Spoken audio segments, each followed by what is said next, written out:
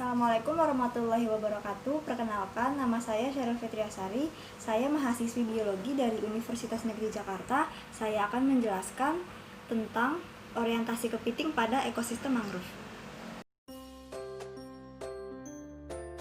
Kepiting merupakan hewan dalam golongan krustase yang memiliki eksoskeleton sebagai pelindungnya yang disebut dengan karapas. Kepiting mangrove dapat tumbuh dengan cepat dan dapat mencapai ukuran hingga 280 mm dalam jangka waktu 3-4 tahun. Kepiting bakau biasanya menghuni muara berlumpur dan daerah pesisir yang terkait dengan komunitas mangrove. Kepiting mangrove juga mempunyai peran signifikan untuk proses ekosistem pesisir. Contohnya, aktivitas menggali dan mencari makan akan membantu proses bioturbation dan secara tidak langsung juga sebagai sumber nutrisi bagi para plankton, makrokrustase, ikan hiu, ikan pari, dan juga burung. Daerah penyebaran kepiting mangrove sendiri meliputi seluruh wilayah Indo-Pasifik. Sekarang kita masuk ke orientasi. Apa itu orientasi? Orientasi adalah kemampuan hewan untuk mengetahui posisi tubuh atau bagian tubuh terhadap geometri di habitatnya. Orientasi ini merupakan dasar dari seluruh organisme yang bergerak. Orientasi juga diperlukan pada pola gerakan yang mendukung proses biologi seperti mencari makan, mencari habitat, dan juga migrasi. Pada kepiting, orientasi ini diatur oleh organ yang bernama statosis. Statosis adalah sistem penyeimbang pada kepiting yang terletak di antena kepiting. Statosis pada dasarnya adalah sebuah ruangan yang berisi cairan secara ekstensif dipersarafi oleh cabang-cabang saraf antenularis dan mengandung beberapa jenis rambut-rambut sensorik. Organ ini mirip dengan semisirkular kanal pada vertebrata.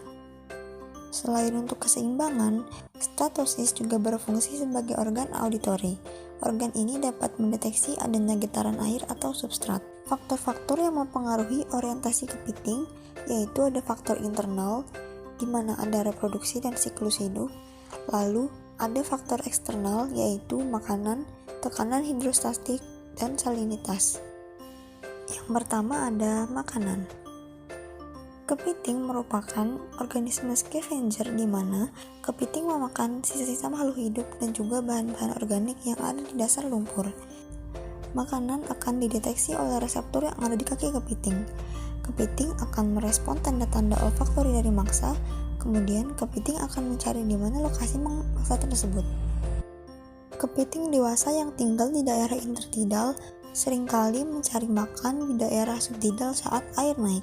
Sedangkan pada kepiting remaja, mereka lebih memilih mencari makan di sekitar lamun, alga, dan akar mangrove.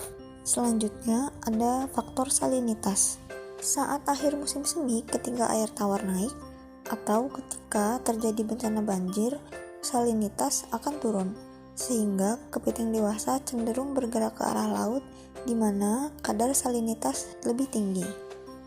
Saat di musim panas ketika air tawar surut, salinitas akan naik, maka kepiting akan kembali ke daerah mangrove. Faktor yang selanjutnya ada tekanan hidrostatik. Kepiting memiliki reseptor tekanan yang berfungsi dalam pengaturan kedalaman untuk menyesuaikan perilakunya dengan siklus pasang surut. Adanya perubahan tekanan hidrostatik menunjukkan efek pada beberapa jenis kepiting mangrove dan menyebabkan peningkatan pergerakan, dan kepiting akan cenderung bergerak ke atas untuk menghindari adanya tekanan hidrostatik yang semakin besar. Selanjutnya ada faktor reproduksi. Reproduksi kepiting mangrove biasanya terjadi pada bulan-bulan hangat, yaitu bulan November hingga Maret, dipicu oleh feromon yang dilepaskan ke air oleh betina untuk menarik jantan. Periode musim kawin bertepatan juga dengan periode pergantian kulit pada betina.